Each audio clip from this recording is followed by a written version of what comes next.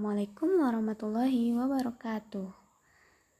Pada video kali ini pembahasan kita yaitu mengenai perkembangan sejarah matematika bangsa Babilonia dan bangsa Mesir.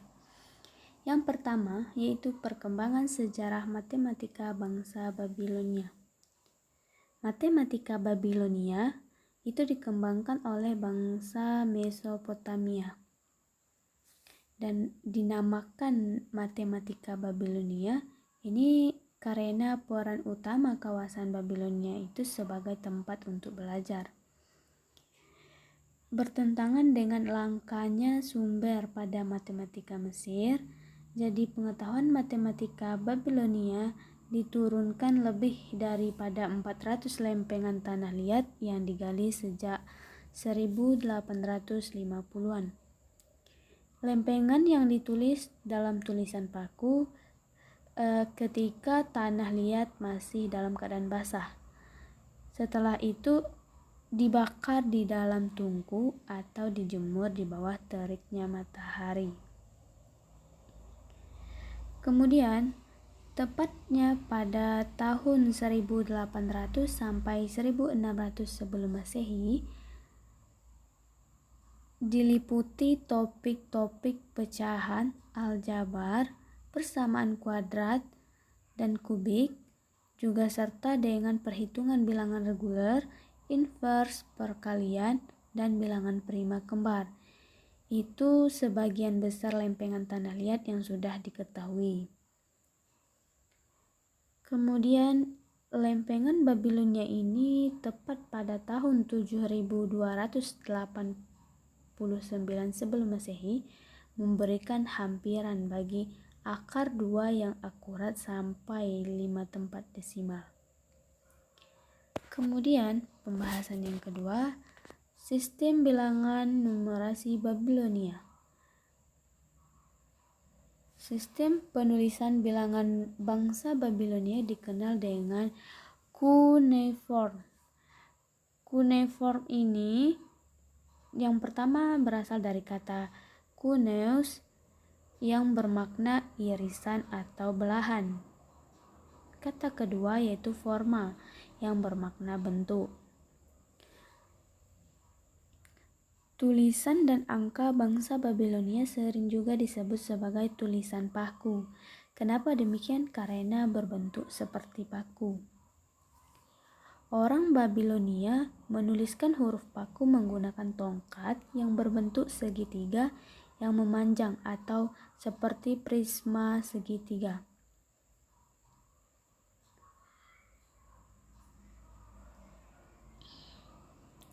Cekungan segitiga yang meruncing menyerupai gambar paku. Contoh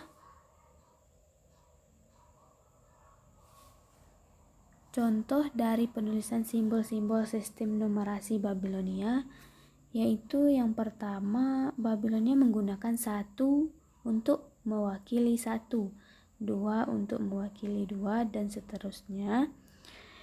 Namun mereka cenderung untuk mengatur simbol-simbol ke dalam tumpukan rapi. Bangsa Babilonia menggunakan sistem bilangan seksagesimal berbasis 60 yang dapat dibuktikan dengan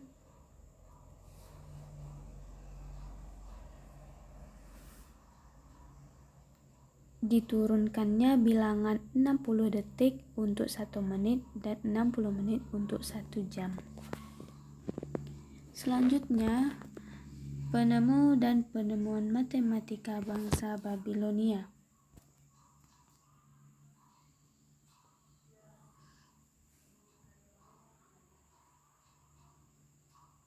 Sistem matematika Babilonia adalah seksagesimal atau bilangan yang berbasis 60. Para ilmuwan Babilonia telah mendemonstrasikan teori Pitagoras jauh sebelum Pitagoras sendiri muncul dengan teorinya, dan hal ini dibuktikan oleh Denis Ramsay yang menerjemahkan sebuah catatan kuno yang berasal dari tahun 1900 sebelum Masehi.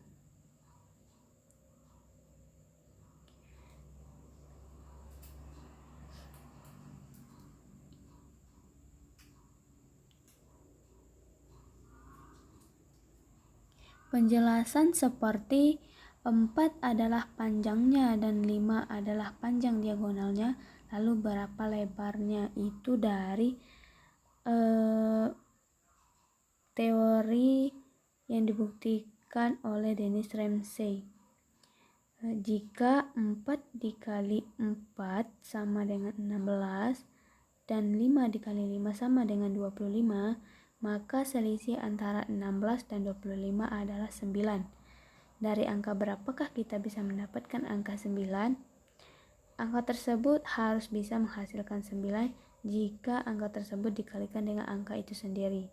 Dan 9 didapatkan dari 3 kali 3. Kemudian bangsa Babilonia juga sudah sangat familiar dengan aturan umum untuk mengukur suatu area.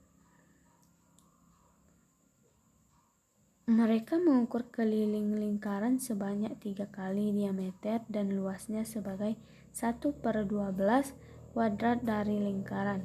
Dan jika hitungannya benar, maka nilai V akan bernilai 3. Kemudian perlu kita ketahui yaitu tokoh matematika bangsa Babilonia. Yang pertama, tokoh Raja Sargon. Raja Sargon ini adalah pemimpin bangsa Akkadia. Dari segi kebudayaan, bangsa Akkadia meniru kebudayaan bangsa Sumeria yang sudah maju, sehingga berkembanglah budaya baru yang disebut budaya Sumer Akkad atau akulturasi. Pada masa inilah ditemukan alat hitung atau disebut sempoa. Kemudian Raja Hammurabi. Raja Hammurabi ini adalah Raja Babilonia yang terbesar pada tahun 1948 sampai 1905 sebelum Masehi. Raja Hammurabi ini terkenal sebagai pembuat undang-undang. Kemudian yang ketiga, Diopantus. Diopantus ini merupakan bapak aljabar bagi Babilonia yang mengembangkan konsep-konsep aljabar Babilonia. Seorang matematikawan Yunani yang bermukim di Iskandaria. Karya besar Diopantus berupa buku aritmatika, buku karangan pertama tentang sistem aljabar. Kemudian para ilmuwan Babel. Para ilmuwan Babel ini menemukan penentuan nilai akar kuadrat, bahkan telah mendemonstrasikan teori Pitagoras. Tetapi jauh sebelum Pitagoras itu sendiri muncul dengan teorinya, dan hal ini dibuktikan oleh Dennis Ramsay. Kemudian ada Otto Neugebauer. Otto Neugebauer dan F. Tureudangin. Tokoh ini banyak menemukan pengetahuan tentang isi dari tabel-tabel matematika. Ini tidak lebih tua dari 1935. Karena kerja penafsiran tabel-tabel ini masih berlangsung, penemuan yang baru dan sama menariknya sangat mungkin terjadi dalam waktu dekat. Kemudian yang terakhir ada tokoh yang namanya Grotefend. Tokoh ini mencoba untuk memecahkan teka-teki. Kemudian pada tahun 1347, Rawlinson menyempurnakan hasil dari Grotefend. Tabel-tabel itu ternyata mengenai semua tahap dan kepentingan-kepentingan dari kehidupan zamannya dan meliputi banyak zaman dari sejarah Babilonia. Selanjutnya masuk ke perkembangan sejarah matematika bangsa Mesir. Mesir adalah negara yang kaya akan peninggalan sejarah yang sungguh mengagumkan. Tidak hanya piramida yang masih berdiri kokoh, namun mereka bangsa Mesir dahulunya sudah mengenal matematika dan geometri sebagaimana yang kita pelajari sekarang.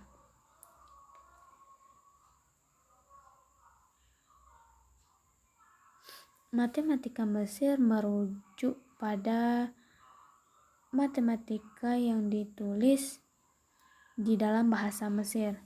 Sejak peradaban Helenistik, matematika Mesir melebur dengan matematika Yunani dan Babilonia. Yang membangkitkan matematika Helenistik ini kemudian pengkajian matematika di Mesir berlanjut di bawah khilafah Islam sebagai bagian dari matematika Islam. Terus sistem bilangan numerasi Mesir. Bangsa Mesir kuno mengenal alat tulis sederhana menyerupai kertas yang disebut papirus.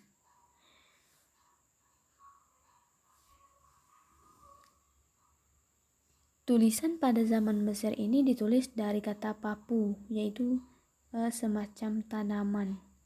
Sistem bilangan Mesir kuno bersifat adiptif, di mana suatu bilangan merupakan hasil penjumlahan nilai-nilai lambang-lambang. Sistem bilangan bangsa Mesir kuno ada dua, yakni hieroglif dan hieratik. Kemudian penemuan-penemuan matematika Mesir. Yang pertama ada perhitungan volume. Perhitungan volume limas. Orang-orang Mesir kuno menyatakan volume dari limas adalah H dikali A kuadrat ditambah AB ditambah B kuadrat. Itu volume dari limas mengenai atau menurut orang-orang Mesir kuno. Yang kedua, perhitungan waktu bangsa Mesir.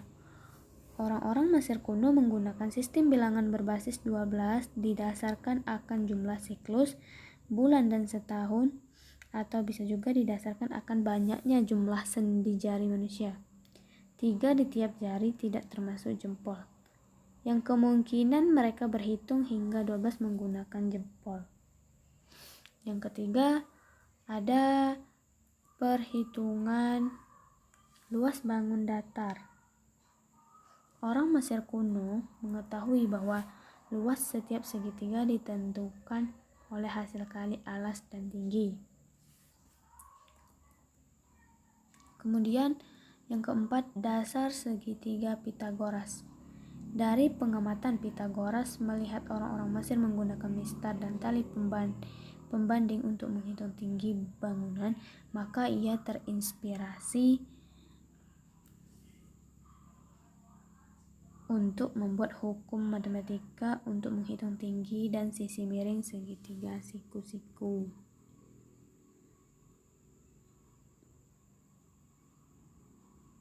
Dari kunjungan ke Mesir, itulah Pitagoras lalu memperkenalkan prinsip yang kerap kita kenal dengan hukum Pitagoras. Selanjutnya ada tokoh-tokoh matematika Mesir, matematika bangsa Mesir. Yang pertama ada Thales pada tahun 624 sebelum Masehi sampai 546 sebelum Masehi. Dalam urusan dagang, Thales sering melakukan perjalanan hingga daerah Mesir dan Babilonia. Thales dikenal belajar tentang geometri, sementara ketika melakukan perjalanan ke Babilonia, Thales lebih mendalami belajar astronomi. Karena kecerdasannya dan ilmu yang dimilikinya, Thales telah mampu mengukur tinggi piramida dengan prinsip kesebangunan. Sementara untuk bidang astronomi, Thales telah bisa meramal waktu peredaran matahari. Kemudian yang kedua ada Pitagoras. Pada tahun 682 sebelum Masehi sampai 493 sebelum Masehi. Pitagoras ini berguru kepada Thales pada saat masih muda. Dan gurunya tersebut menyarankan Pitagoras pergi ke Mesir untuk menuntut ilmu belajar matematika. Pitagoras mengamati orang-orang Mesir menggunakan mistar dan tali untuk menghitung tinggi bangunan. maka ia terinspirasi membuat hukum matematika untuk menghitung tinggi dan sisi miring segitiga siku-siku. Kemudian yang ketiga ada Eudoxus sekitar tahun 300 sebelum Masehi. Eudoxus ini telah melakukan perjalanan untuk menuntut berbagai ilmu dan dia pun sampai di Yunani. Di negara Mesir beberapa tahun Eudoxus mempelajari ilmu astronomi dengan pendeta-pendeta Helipolis. Setelah dirasa ilmu pengetahuan yang dimilikinya cukup, lalu Eudoxus kembali ke daerah Cindus yang merupakan kampung halamannya. Yang terakhir itu Archimedes pada tahun 287 sebelum Masehi sampai 212 sebelum Masehi. Archimedes dari Syarakusa belajar di kota Alexandria, Mesir. Pada waktu itu yang menjadi raja di Syarakusa adalah Hieron II, sahabat Archimedes.